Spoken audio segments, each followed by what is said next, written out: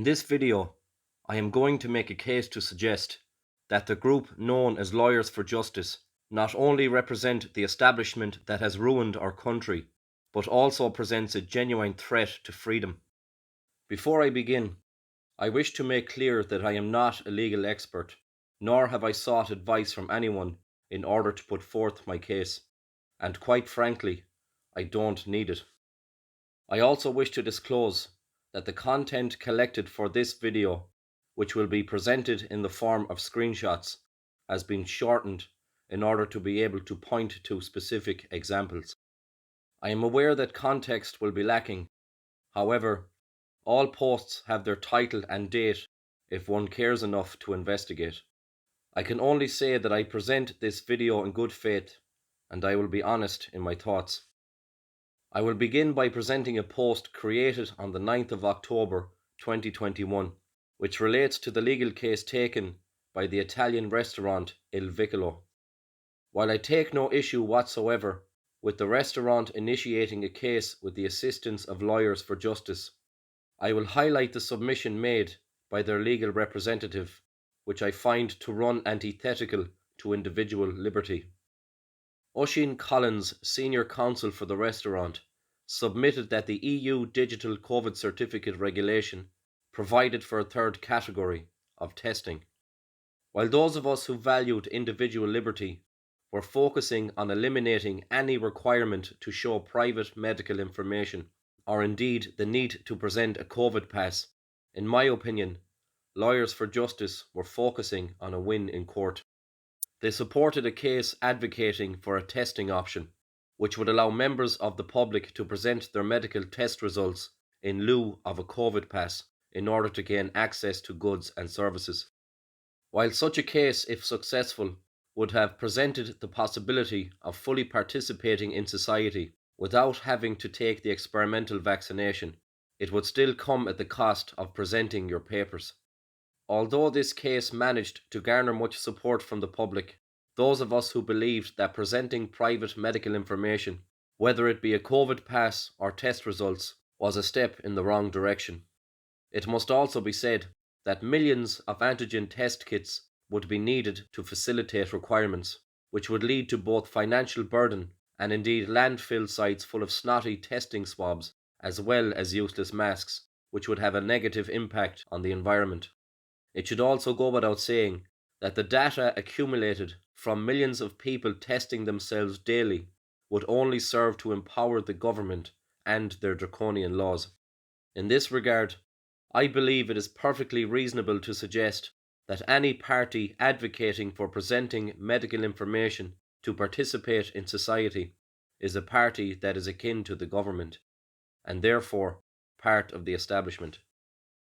I now wish to move into the realm of freedom of speech and present a case which proves, beyond a shadow of a doubt, that Lawyers for Justice are just as tyrannical as any politician when it comes to silencing opposition. For years, many of us have been blue in the face explaining why the suppression of freedom of speech, regardless of who is doing the suppressing, presents a grave threat to society and individual freedom. It gives those in power the right to choose what opinions are acceptable and what opinions should be criminalized. Throughout the pandemic, many of us were banned, censored and silenced for speaking our minds truthfully and honestly. But instead of taking the position that freedom of speech should be the goal, Lawyers for Justice took the position of the censor. The following 5 posts relate to various debates and interviews conducted throughout the pandemic. Although it is clear from the posts that Lawyers for Justice are merely acting on behalf of the people who made contact, I take issue with the solution proposed to appease their complainants. And their solution was to call every piece of offensive material hate speech, every offensive debate, every offensive interview, every offensive idea expressed through the spoken or written word hate speech.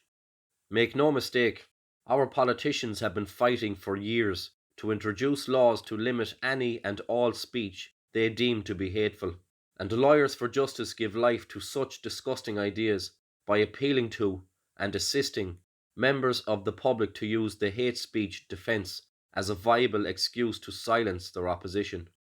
This, of course, serves to normalize the idea that freedom of speech is dangerous and that censorship is more desirable to combat bad ideas instead of formulating an argument to do so. Needless to say, this is the position of not only most politicians in power, but the position of every megalomaniacal leftist lunatic in Ireland. Free speech is the mechanism we use in a society to bring about change through argument and persuasion, and it must be said that our politicians and our ideological opposition salivate at the prospect of being the ultimate censors. In this regard, I believe it is perfectly reasonable to suggest that any party advocating for the use of hate speech laws or supports a system by which debate can be shut down using hate speech as a defence is a party that is akin to government, and therefore part of the establishment. In this final segment, I will present 3 posts to show that Lawyers for Justice advocate for the government to introduce laws that seek to further expand their powers over private property. I say further expand, as our politicians have enjoyed an extortionate level of power over the right to private property for decades, and can essentially snap up property using the public purse if a case can be made resembling a loose definition of the common good. But one look at their posts, which are designed to appeal to your emotions rather than your mind, fills me with both dread and indeed rage. Dread, because I believe that Lawyers for Justice are disregarding the powers our government currently possess, as they highlight homelessness as a good enough reason to further empower our politicians. But it's as simple as this. The laws already in existence grant our government the power to solve the homeless crisis overnight. And if you think I am being naive, I challenge you to explain how our government can take in tens of thousands of Ukrainian refugees into our country and grant them food and shelter and medical care in what seems like no time at all. No referendum was required, and certainly a further concentration of power was also not required. But Lawyers for Justice, either through calculation or sheer ignorance, would lead you to believe that a vote for a concentration of power is not only necessary, but desirable. They also resort to creating villains in order to stir emotion. Vulture funds, multinationals and billionaires. Words chosen to elicit a reaction, but when looked at carefully, represent nothing worth consideration. I would suggest that any meaningful debate with a member of Lawyers for Justice, which hopefully wouldn't be subject to hate speech, would uncover a lack of understanding of what such words mean, and indeed a lack of understanding of the constitutional supports our government can rely on to essentially do as they wish for the common good. Before closing this segment, I wish to say the following. A referendum passed to grant our government, the most inept, corrupt government in a generation, more power over property rights is a referendum passed for the concentration of power, which takes the shape of communism. And I can tell you this with great certainty. Richard Boyd Barrett, Paul Murphy, Breege Smith and other proud communists celebrate influential people like Lawyers for Justice making their arguments for them. Lawyers for Justice believe that the right to affordable housing is a human right, and that the private property of other individuals should be forcefully acquired to realise this belief. And make no mistake, one glance over the Dáil debates is all you need to understand that Lawyers for Justice make the exact same arguments for communism as the communists themselves. And I will say this, bigger the fool you to think that our government will not come for you when they have sufficiently drained the wealthy and forced them to seek refuge in freer, less punitive countries.